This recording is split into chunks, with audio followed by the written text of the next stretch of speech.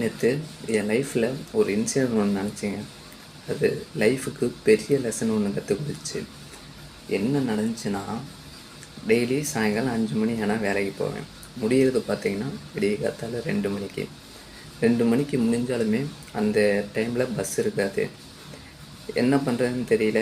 எப்பயும் ஃப்ரெண்ட் ஒருத்தங்க கூட பேசுவாங்க. அவங்களும் பேசலை, அவங்களுக்கும் வேலை இருக்குன்னு போயிட்டாங்க. நடந்து வரவும் முடியல. ஆல்ரெடி 9 மணி நேரம் வேலையும் பார்த்தாச்சு. அங்கேருந்து நடந்து வரணும்னா 6 கிலோமீட்டர் நடந்து வரணும். பஸ் ஸ்டாண்டுக்கே போகணுன்னாலும் 3 கிலோமீட்டர் நடந்து போகணும். சரி, 3 கிலோமீட்டர் பஸ் ஸ்டாண்டு நடக்கிறதுக்கு இங்கே 6 கிலோமீட்ரு நடந்து போகலாம். சரி, எதுக்கோ வீட்டில் இருக்கிறவங்கள கூப்பிட்டு பார்க்கலான்னு வீட்டுக்கு கால் பண்ணேன். ஃபஸ்ட்டு கிளம்பிட்டு கூப்பிடுன்னு சொன்னவங்க. அதுக்கப்புறம் என்ன சொல்லிட்டாங்க, கிளம்புறதுக்கப்புறம் கூப்பிட்டதுக்கப்புறம், இல்லை கண்ணெல்லாம் எரியுது, என்னால் வர முடியாது அப்படின்னு சொல்லிட்டாங்க. 6 கிலோமீட்ரு நைட்டு 2:30 மணிக்கு அங்கேருந்து நடந்து வரேன்.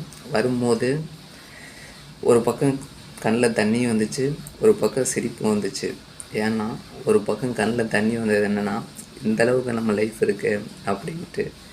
இன்னொரு பக்கம் சிரிப்பையும் வந்துச்சுன்னா, சரி எல்லாரையும் நம்பி எல்லாமே எல்லாத்துக்கும் கொடுத்தோம், கடைசியில் நம்ம நிலைமை எப்படி இருக்குன்னு சொல்லிட்டு சிரிப்பும் வந்துச்சு. இதிலேருந்து நான் புரிஞ்சுக்கிட்டது என்னென்னா, ஃபஸ்ட்டு என்ன உயிருக்கு உயிராக இருந்தாலும் சரி, என்ன உறவு முறையாக இருந்தாலும் சரி, யாராக இருந்தாலும் சரி, ஃபஸ்ட்டு உங்களை நீங்கள் பார்த்துக்கோங்க. உங்கள் தேவையை பூர்த்தி செஞ்சுக்கோங்க. இல்லை அவங்கள பார்த்துக்கிட்டு இப்படியே இருந்தோம்னா கடைசியில் முட்டாளாவது என்னமோ அவங்க இல்லை, நீங்கள் தான்.